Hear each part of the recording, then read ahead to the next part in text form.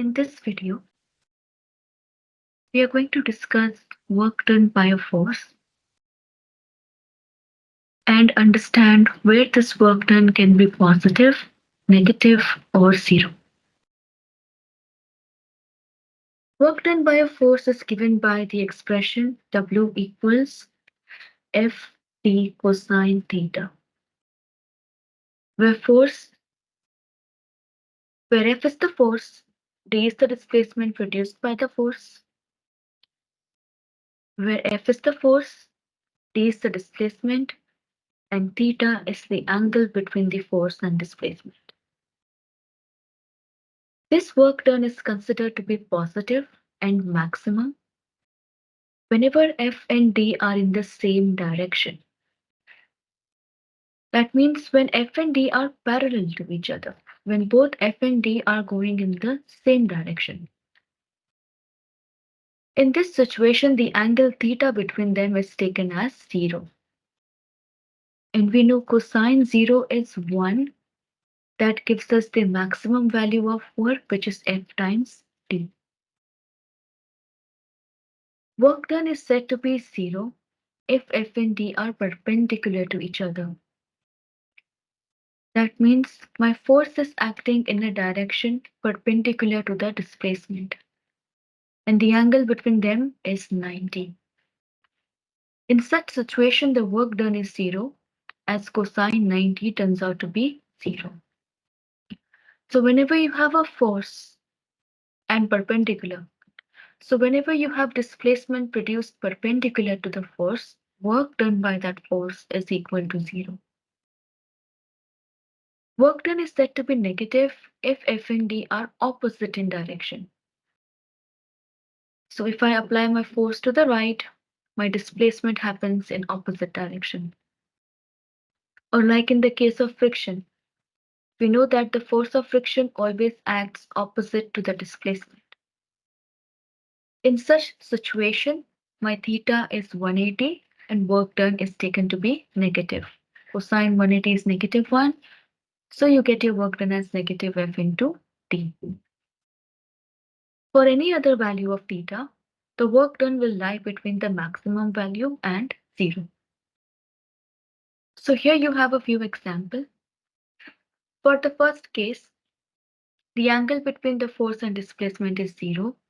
They are both in the same direction, so here my work will be positive and maximum. In the second situation, force and displacement has an angle alpha, which is neither 0 nor 90. So this work will lie between the maximum and minimum value. For the third case, alpha is 90, so work done will be 0. Concept check 5.1 is asking you, consider an object undergoing displacement delta r and experiencing a force F bar.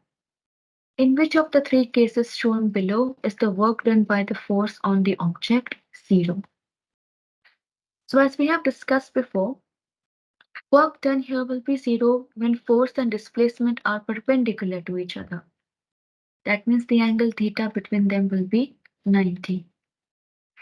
Here they are parallel, so theta is 0. Here they are opposite, so theta is 180. And in this case, they are perpendicular to each other, so theta is 90. And since theta is 90, work done is 0.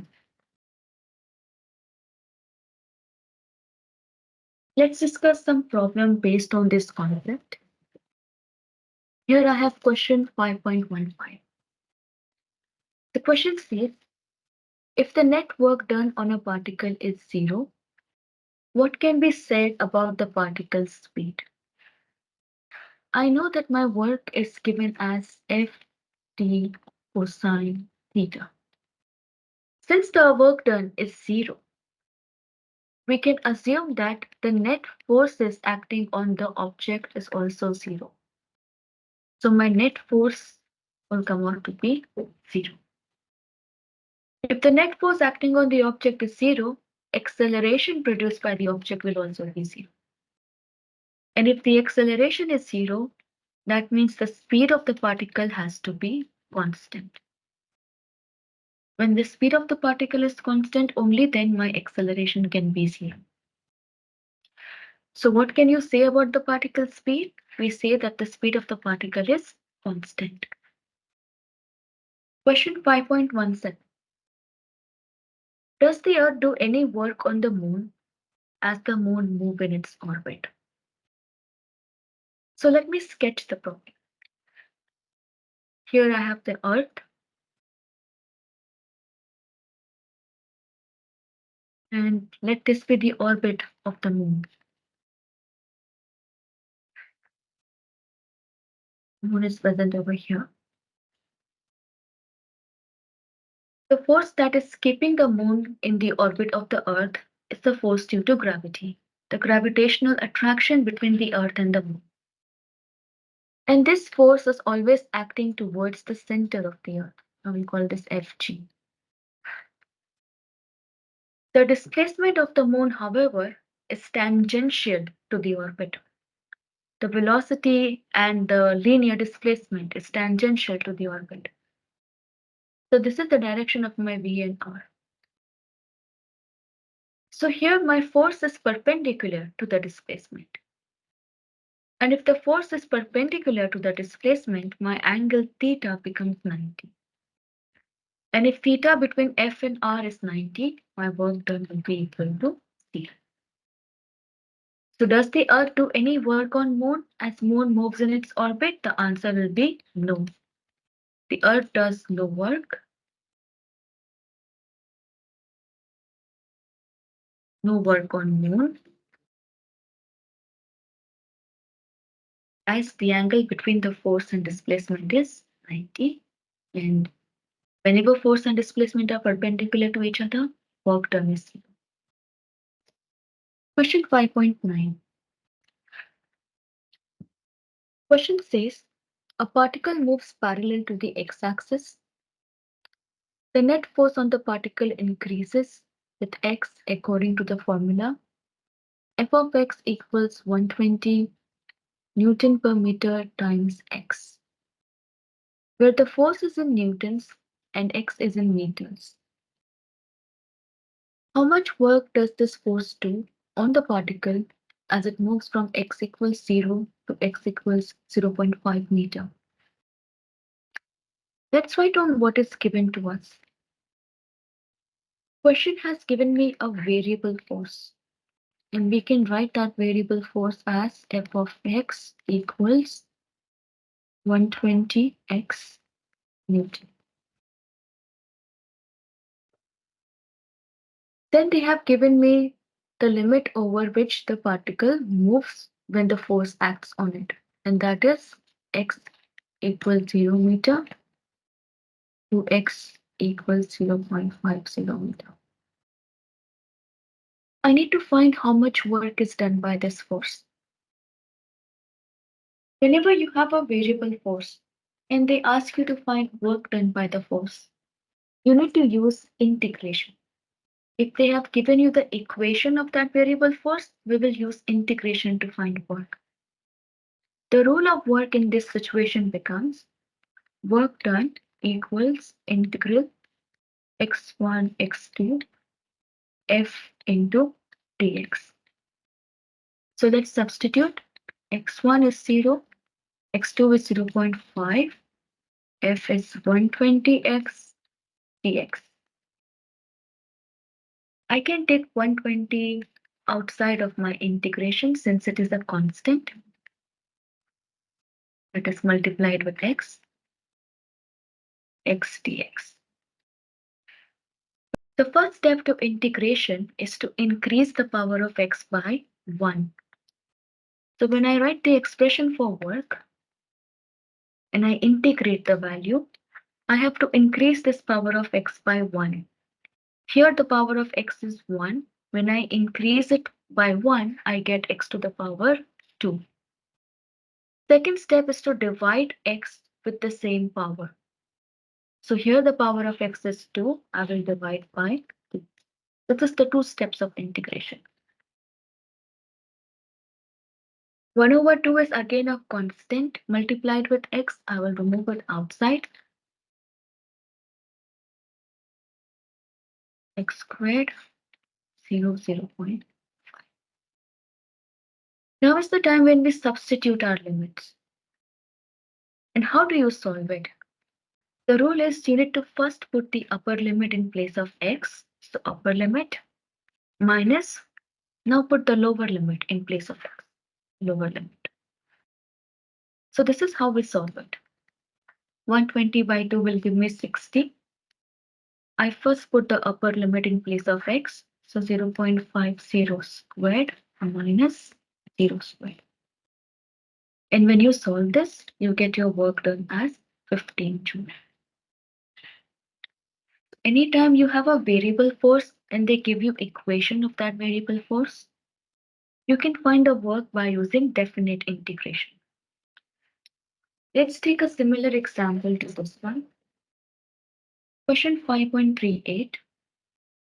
Here you have a particle of mass m subjected to a force acting in the x direction. The value of that force is f of x equals 3.00 plus 0.500x. Let's write that down. This is my variable force, 3.00 plus 0.500x Newton. You need to find the work done by the force if the particle moves from, let's say, x1 equals 0.00 to x2 equals 4.00 meter. We use the same rule for work. I will write my work done equals integral x1 x2 f dot dx. Now substitute. X1 is 0. Write that 0 properly. X2 is 4. F is 3.00 plus 0.500. The rule of integration remains the same. You have to first increase the power of x for each term and divide that term with the same power. In cases where you have just a number which is not multiplied with x, here the power of x we take to be 0. So when I integrate this quantity, I will get my work done equals, since the power of x here is 0, when I raise it by 1, I get 3x. Increase the power of x by 1 and then divide by the same power. Plus 0.5 times x. So when I increase the power of x by 1, I get 0.5 times x squared. Increase the power of x by 1 and then divide with the new power. And put my limits. Again, we will substitute the limits, upper limit minus the lower limit. So we get 3. In place of x, we will write 4 plus 0.500. In place of x, we will write 4